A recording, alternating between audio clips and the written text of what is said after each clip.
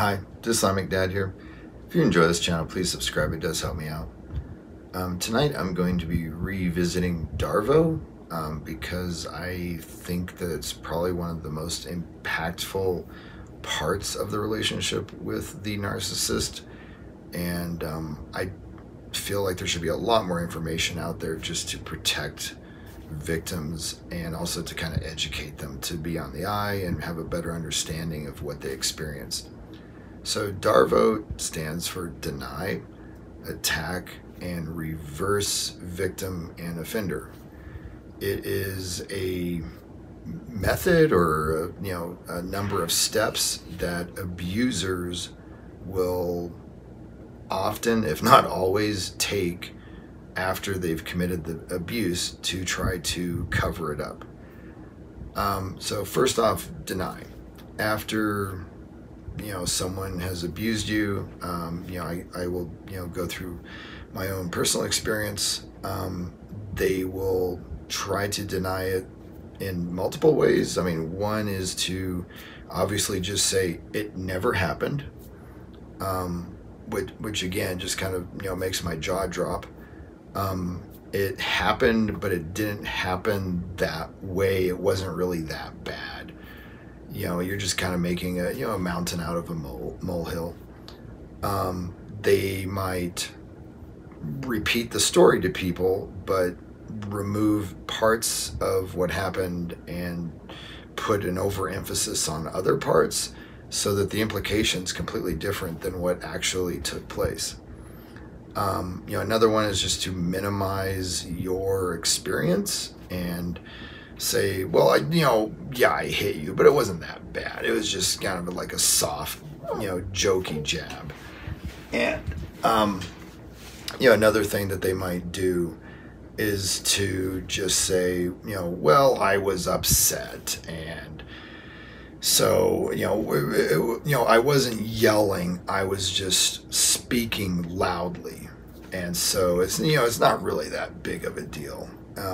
Just a combination of just denying and minimizing.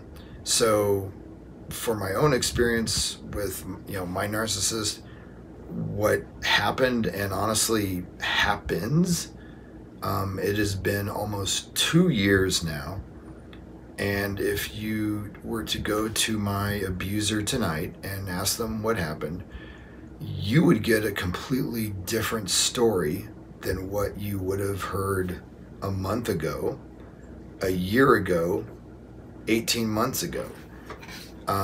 The story from her perspective as to what happened is just fluid. It's like clay, and she changes it depending on who she's talking to and the experience she's had in the past telling the story. Where if something gets an emotional reaction from people, she'll include it. If she says something and it doesn't get any reaction, she'll remove it and try something else. And she's just done that for like the past 2 years. I mean, to the point now where I just joke that at this point, everything's switched. She now lives in my house. She now has my dog, and she now has 2 children. So it has been mind-boggling. I don't know how a person continues to change something that just happened factually and happened to other people who know what happened. So, but yeah, that's the deny aspect. Attack, the character assassination. So this is where the abuser will, not even touching what happened, will just go for the throat and try to paint you as being a bad person, a liar, untrustworthy, maybe an addict, maybe something, I mean, honestly, they'll say, that you've abused whatever in the past.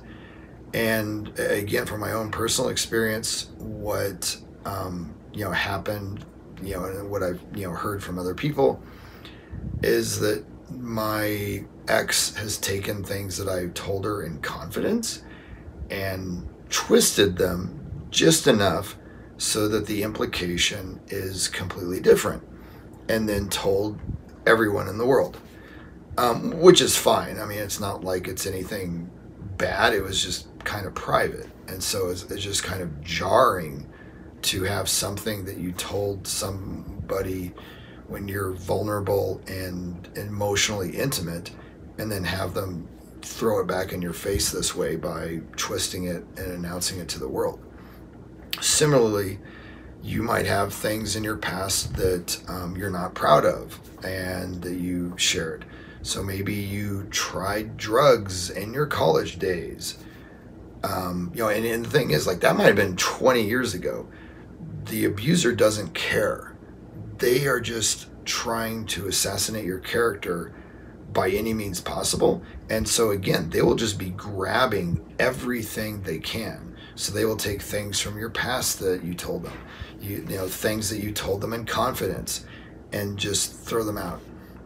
Additionally, on top of that, they will just flat out lie and just say, oh, well, that person's a well-known liar. You can't trust them. They're notorious for lying. Or, just something else, just make up something horrible like, oh, that person kicks their dog. I mean, it's shocking. I can't believe that people don't throw that person in jail for, kicking their dog all day long. Just fabricate complete, lies just to kind of, paint you as this horrible person. So that when you were to ever talk to these people, they would view you in a different light, because they just heard for nonstop, hours, days, weeks about how you're untrustworthy, or, etc. And then the main guts of DARVO: reverse victim and offender. And this is both, again, just, both bewildering and just so vicious when you stop and think about it. So in the incident that happened to me with, my ex, I was assaulted. Just the end, that's just a fact. That's just what happened.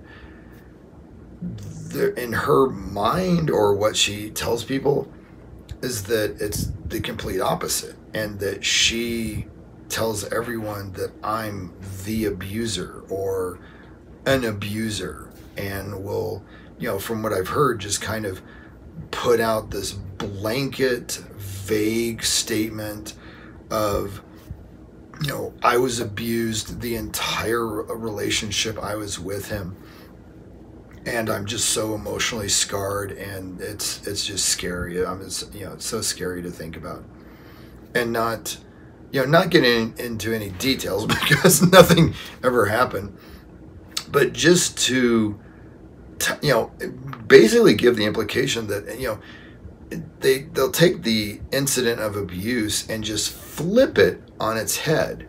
And so, in all honesty, it would not surprise me at all if, even though my abuser assaulted me, had a warrant out for her arrest, spent time in jail, went through the courts, couldn't, there were police photos, so between that and other things, there really wasn't any way she could fight it, really. And there's some other things that were like looming over her head, such as prison time, and she pled guilty to all charges, and had to do all, go through the courts and stuff, and serve her full sentence and stuff. So just full stop, jail time, warrant, mugshot,